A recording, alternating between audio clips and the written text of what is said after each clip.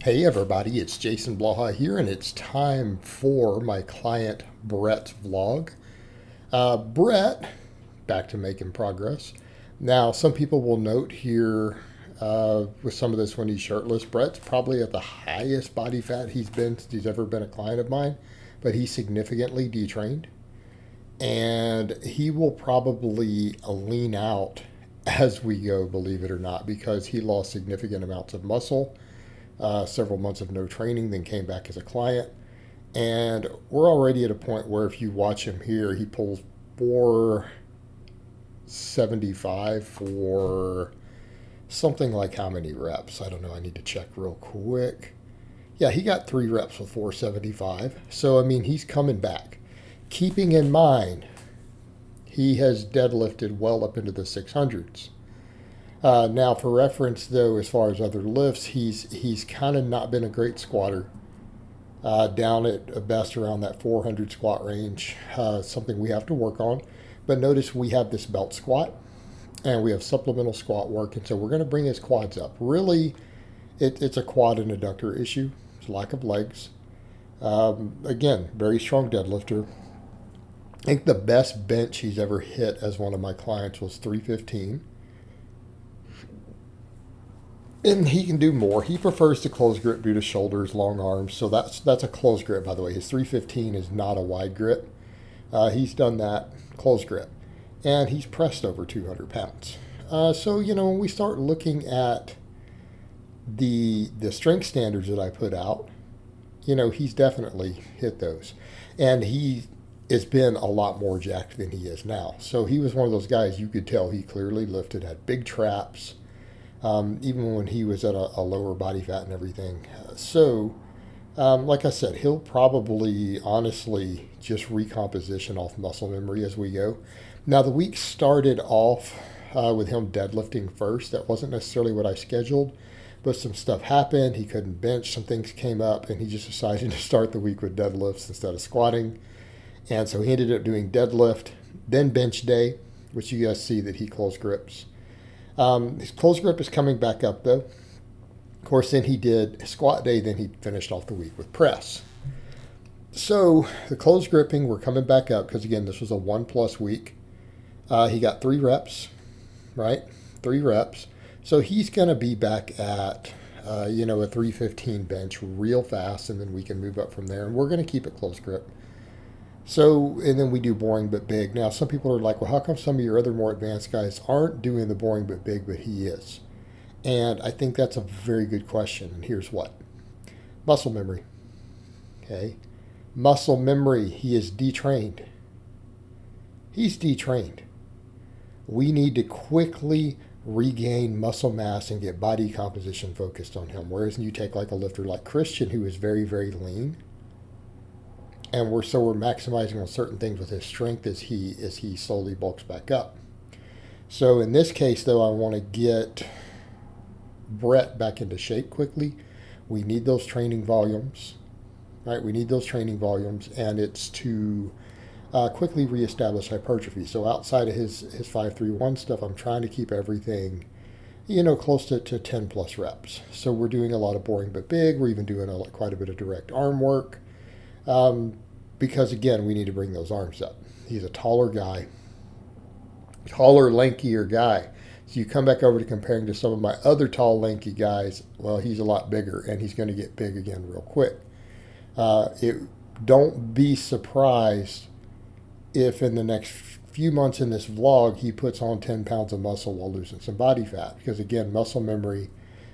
Keep in mind, I think the best we ever had his deadlift at was like 670. Okay, so again, we're not talking about a lightweight here. So, keeping in mind we've lost a little bit of muscle, so we're going to regain it off muscle memory, bring him back up. Bench accessories are pretty simple for him right now. Pull-ups, we do barbell curls, we do press downs.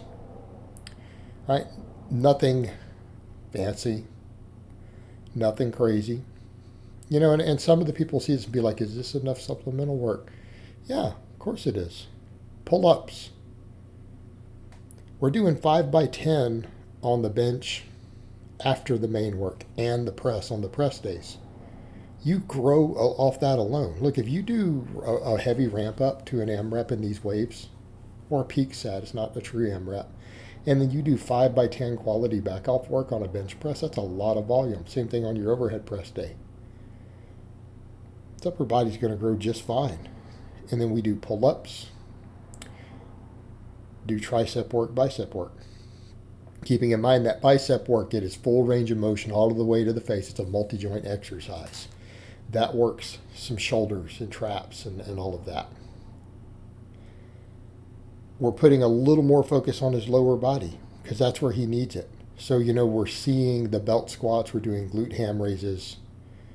We need to bring up that lower body. But people forget, your whole body would grow off of nothing but properly programmed, boring but big. You could do just those 4 exercises, and I do mean that, and I'm not saying I would recommend you do that, but for a lot of people out there, if you just used appropriate training maxes and scaled them up correctly, a lot of you guys out there who think you need really advanced stuff could grow off those 4 lifts. Just done on their own day with the 5x10 back off. And your whole body would probably grow. Maybe your lats and stuff would lag a little. All right, maybe your rear delts a little. But a lot of guys out there would grow just off that, and I really do mean that. People undervalue well-programmed volume on the big classic lifts like that. And then keep in mind the supplemental work is a lot of volume. We're doing 5 sets of pull-ups on those upper body days like I do. And then he's doing 5 sets of curls, 5 sets of tricep extensions. This is pretty high volume. Right? We come over to these belt squats. This is a lot of volume. But we really need his legs growing. So we're putting a heavy focus there. So we have the belt squats. We have the glute ham raises. Obviously, his upper body is getting a fair amount of volume, but we are focused heavily on the lower body because his legs are really limiting things. And his upper body will get bigger. His lower body hasn't lost as much muscle relative because, things like his squat and deadlift haven't gone down just enormous amounts. Right? He still squats well up into the 300s.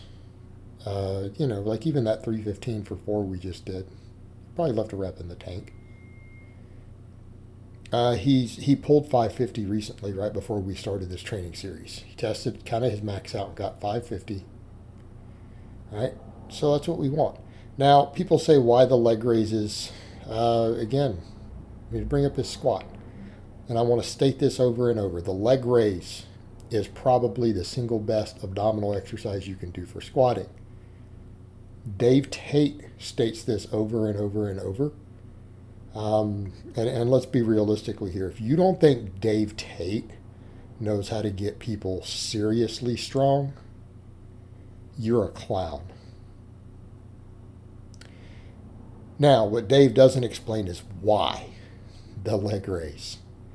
It's because of the hip flexors and the adductor work.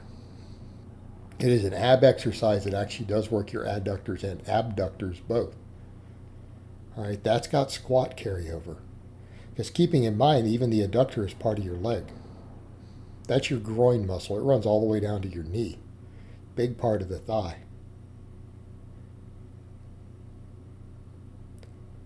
For that reason, the leg raise works amazingly well for bringing up your squat. Because what is arguably, for many people's weak link in their squat is that adductor. That inner part of the thigh. So when someone like Dave Tate tells you that that exercise is one of the best squat accessories, he really does know what he's talking about. Hey, there's a reason for it. There's a reason for it. And I cannot stress that enough. And like I said, I know Dave has said it a few times. I've heard him say it multiple times. I don't know that he ever explained specifically why, so I'm explaining why. And he is so on the money there. It's one of those things where when someone like that talks, you should probably listen. You should probably listen. All right. But Again, we finish off with the same movements here. Pull-ups, curls, band press downs. Again, getting his arms back up real quick. And again, people who are like, are we getting enough upper back and rear delt work? It's like, well, yeah, doing these curls even contribute. We're doing 8 sets of overhead press, 8 sets of deadlifts every week. And all those pull-ups, 10 sets of pull-ups. Yes, his upper back is getting worked. All right, guys, but that's really all I have to say on that today. I hope it's been informative, and I will talk to you guys next time.